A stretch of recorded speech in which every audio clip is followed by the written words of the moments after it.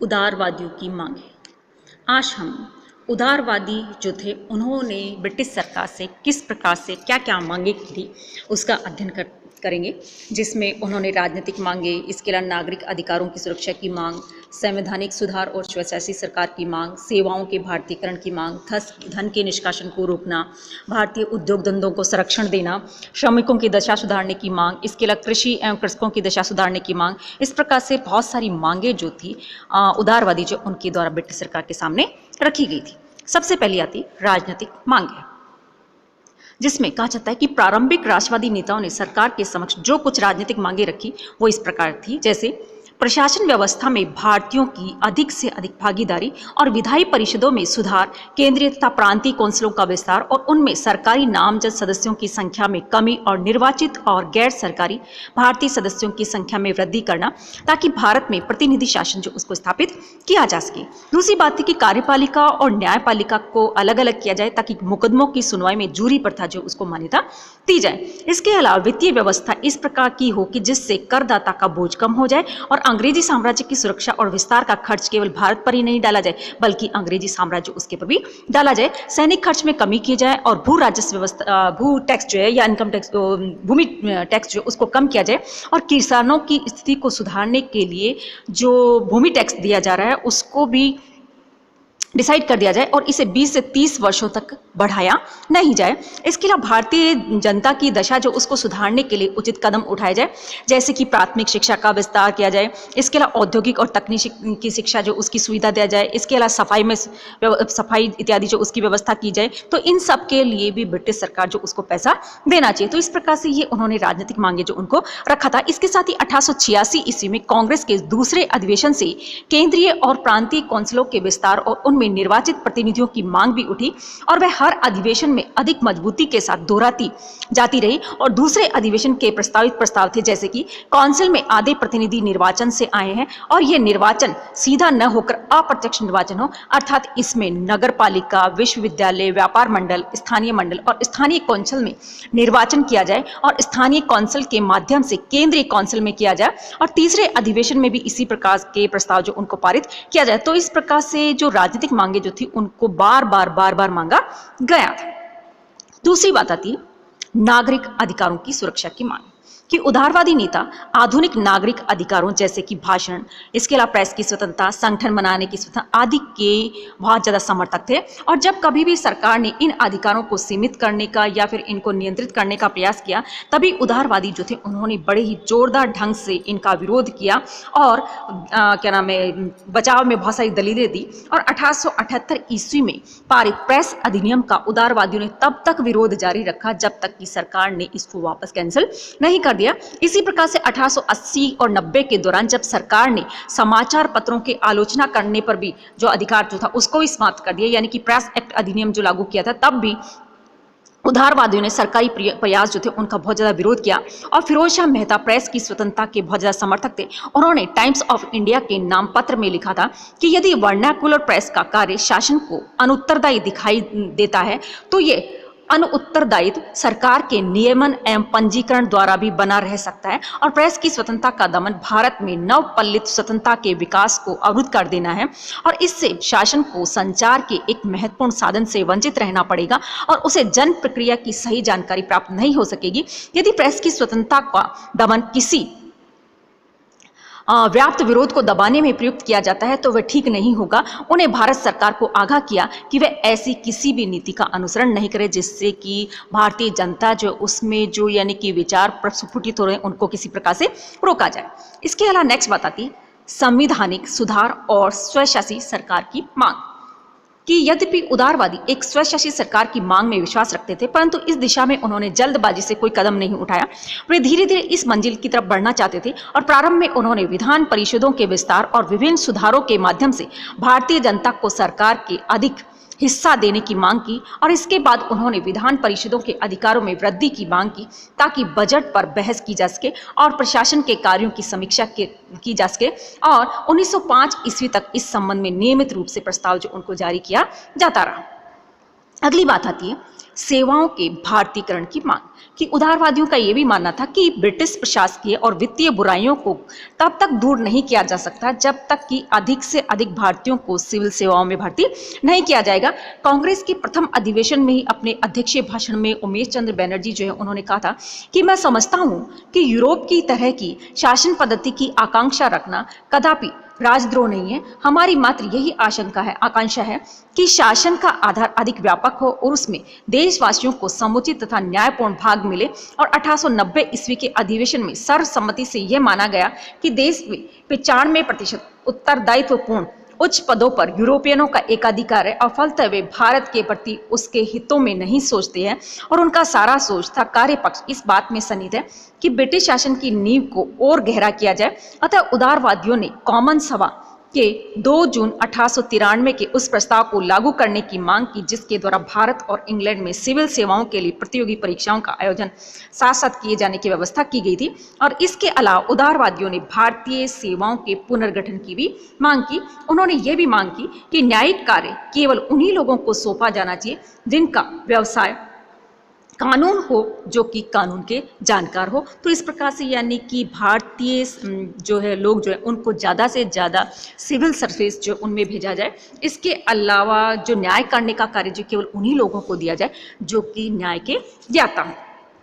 अगला आता है धन निष्कासन रोका जाए कि किस प्रकार से भारत जो उसके धन जो उसका निष्कासन रोका जाए।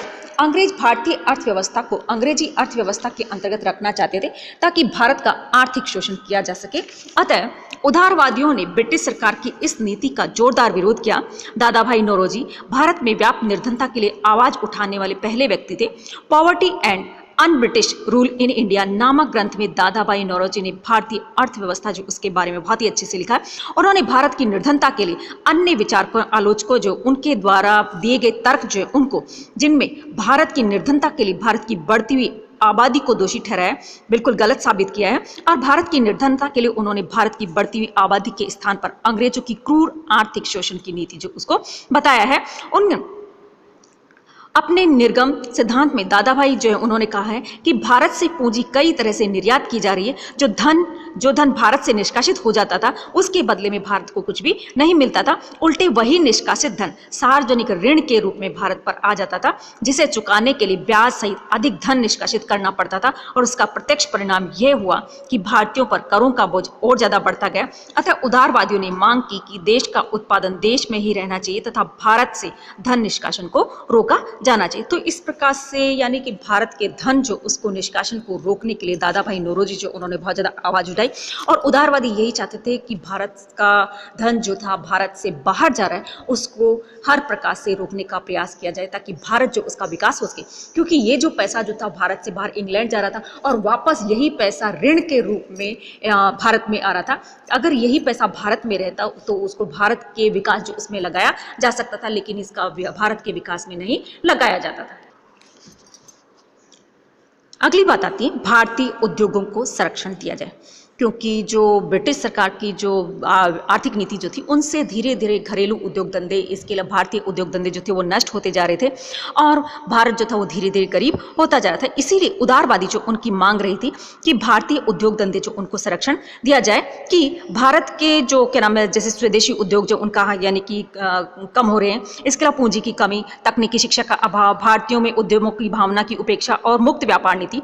अतः उदारवादियों ने इन सभी बाधाएं जो उनको दूर करने लिए भारतीय उद्योगों को सरकारी प्रोत्साहन और संरक्षण देने की डिमांड की थी। क्योंकि सरकारी सहायता के बिना भारत का औद्योगिक विकास करना संभव नहीं था और बिना औद्योगिक विकास के आर्थिक समृद्धि जो उसकी कल्पना करना मात्र एक निरर्थक सपना देखना है। और महादेव गोविंद रानाडे और जैसे इसके अलावा दादा भाई नौरोजी इत्यादि जो उच्च विचार रखते थे, उनका कहना था कि भारत की गिरती हुई आर्थिक स्थिति का वास्तविक कारण भारत के घरेलू उद्योग धंधों का नष्ट होना है, भारत की कृषि पर अत्यधिक निर्भर होना है, नवीन उद्योगों की स्थापना तथा औद्योगिकरण की मात्रा में वृद्धि। ये 2 मार्ग थे जिन पर चलकर भारत की निर्धनता जो उसको दूर किया जा सकता था। रानाडे का भी यही मानना था कि अंग्रेजी शासन की विरोधी नीति और इसके मार्ग में बाधक सिद्ध हो रही है। सुरेंद्रनाथ बनर्जी ने भी कहा था कि जब तक तक भारत के उद्योगों का उचित संरक्षण और संवर्धन नहीं होगा तब तक भारत आर्थिक दृष्टि से समृद्ध नहीं हो पाएगा। और उन्होंने बंबई के कपड़ा उद्योग, बंगाल के जूट उद्योग, आसाम का चाय उद्योग तथा मध्य प्रदेश एवं दक्षिण भारत के कोयला और लोहे उद्योगों को बढ़ाने की आवश्यकता पर जोर दिया था। और वे तत्कालीन फैक्ट्री नियमों को उत्पादन घटाने तथा उत्पादन मूल्य बढ़ाने वाले मानते थे। बैनर्जी ने लंकाशायर के सूती कपड़ा उद्योग को भारत के सूती वस्त्र उद्योग को शिथिल करने का दोषी बताया और यही कारण है कि उदारवादी भारतीय उद्योगों के विकास के लिए सरकारी संरक्षण जो उसकी डिमांड कर रहे थे। नेक्स्ट बात आती है श्रमिकों की दशा सुधारने की मांग। यद्यपि उदारवादी नेताओं ने समय समय पर श्रमिक मजदूर जो होते थे उनकी समस्याएं जो है वो सरकार के सामने रखी, लेकिन उसके बावजूद भी उनकी स्थिति जो थी वो निरंतर विकराल और खराब होती जा रही थी। इसीलिए उन्होंने सुधार की मांग की, परंतु इस विषय में उन्होंने कभी ज़्यादा रुचि नहीं ली और ना ही ज़्यादा उत्साह दिखाया। इसके अलावा दादा भाई नौरोजी, जी.वी. जोशी, आर.सी. दत्त जैसे नेताओं ने श्रमिकों के प्रति कोई विशेष सहानुभूति नहीं दिखाई थी और कांग्रेस के अधिवेशनों में श्रमिकों से संबंधित जो भी प्रस्ताव पारित किए गए थे, जबकि इस युग में भारतीय श्रमिकों की दशा जो थी बहुत ज़्यादा शोचनीय, बहुत ज़्यादा खराब हो चुकी थी और वे आगे चलकर लाला लाजपत राय जो उन्होंने किया और उन्होंने भारतीय श्रमिक जो थे उनकी स्थिति जो उसको उच्च बनाने के लिए बहुत ज़्यादा प्रयास किए थे।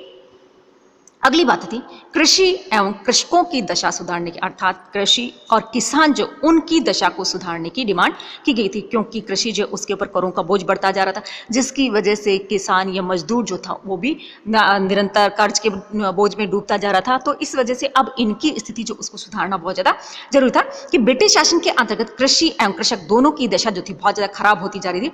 अतः उदारवादियों ने इस तरफ अपना ध्यान खींचा और उनका मानना था कि कठोरतापूर्वक किया गया कर निर्धारण और कर की ऊंची दर के कारण हमारे किसान और खेती जो उनकी स्थिति बहुत ज्यादा खराब हो रही है। अतः उन्होंने सरकार से भूमि कर को कम करने और किसानों की स्थिति को सुधारने के लिए उनके जो पुराने ऋण जो थे उनको मुक्त या फिर उनको खत्म करने की डिमांड की और उन्होंने भूमि संबंधी ढांचे में भी परिवर्तन की डिमांड की।